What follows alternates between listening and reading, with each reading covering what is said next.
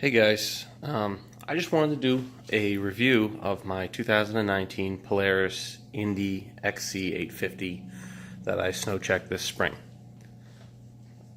As you can see, I've already replaced a couple of things. I've put on the Monarch bumper, which I like because it has a better grip, a little bit easier to grab, and it's got a little bit of protection underneath. I went for the larger windshield because I'm getting old and like to be warm.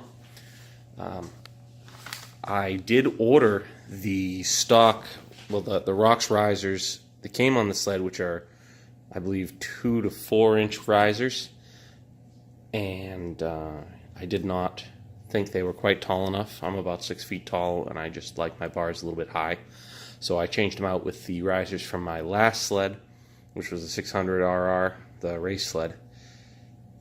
So these are 4 to 6 inch risers, and they're perfect height. I did get the PowerMad hand guards off of somebody used, pretty cheap. I went for the all black package, which I'm pretty sure every single person that ordered these snow checks did. I did cheap out, and I didn't get the spindles or the rails or the expensive dash gauge because I don't really look at that while I'm driving anyway. Couple things that I really liked changing over from my old sled, which had no fuel gauge, heated grips didn't work that well, suspension that was stiff as hell. This thing rides real nice. You know, everything's that the hand warmers heat up to 1,000,000 degrees. Yep. The other thing is, this thing is just an absolute animal. Coming off of the 600, I'd ridden 800s before, and this thing just is a monster. As soon as you give it the gas, it takes off. Skis are in the air, pretty much no matter what you do. I did go ahead and get the 1.6 inch or 1.5, I believe, track. I had the 1.25 inch, and I like the extra height. I think it does a little bit better off trail, even though I don't ride a lot off trail. I went ahead and added these iGrip screw-in studs, which were recommended by one of the techs when I called Camoplast or Camso, whatever it's called now. And I like those because it gives me just enough grip on the ice, but I can still spin the track if I want to go drifting around the corners or whatever. I received my sled, I believe, October 6th. I'm the first one I know that got it. Everybody else seemed to be getting them real late, which is kind of a bummer. But this one came in nice and early, so that was exciting. I have had no problems with the motor or the spark plugs fouling, nothing. So that's been good. So overall, it's an awesome sled. I have run into a few problems though. The first problem being that the sway bar end link broke.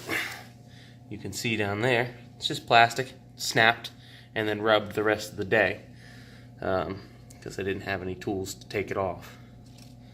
So that was kind of a bummer. Luckily, the dealership said they're going to replace it. The other problem is the same shock is sticking. I put in I'll edit this video a little bit and show you the sticking. Alright, try to get a better angle of this sticking issue. So let's see. I lift up and let it go, and you can see how it abruptly stops. So let go, stops, and then I push down, and it has a sticking point.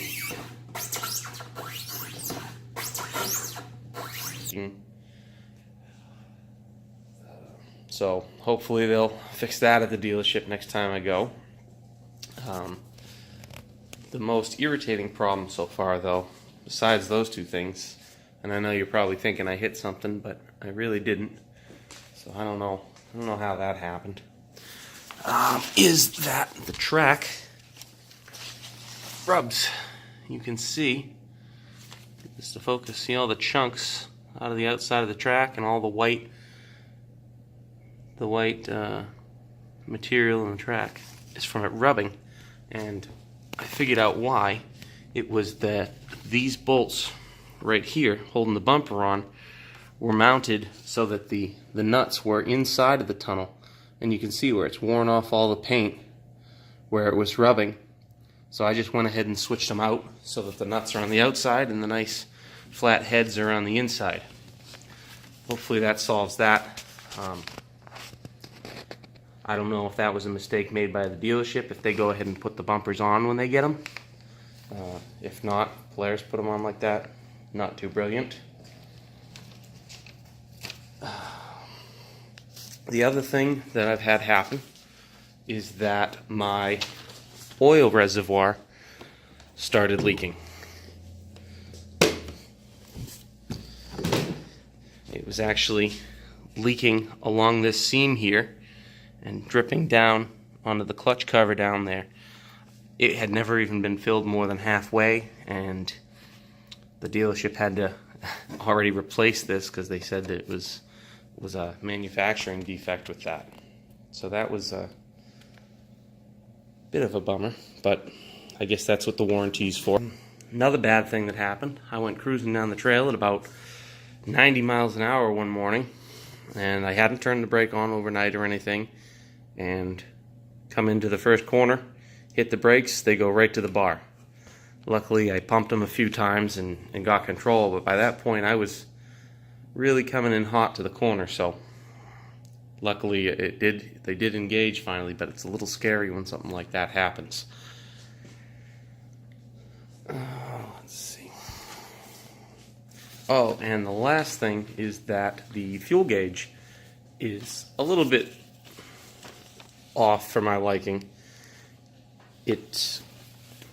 I pulled into the gas station as the light started flashing and put, I think, about 7.8 or 8 gallons of fuel in, and the empty light was flashing.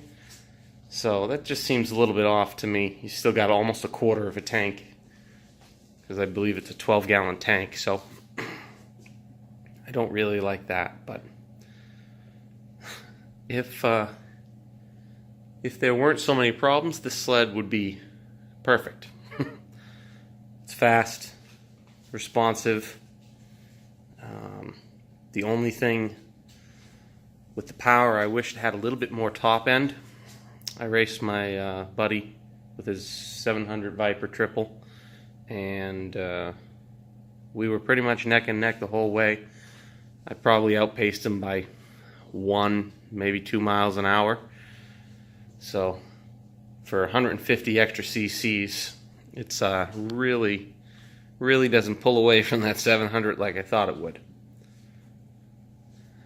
But I hope you enjoyed the review. If anybody's interested in getting these, I would still recommend it.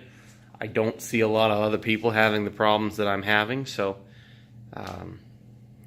luckily I haven't had any problems with the motor or spark plugs, and hopefully we have a good winter.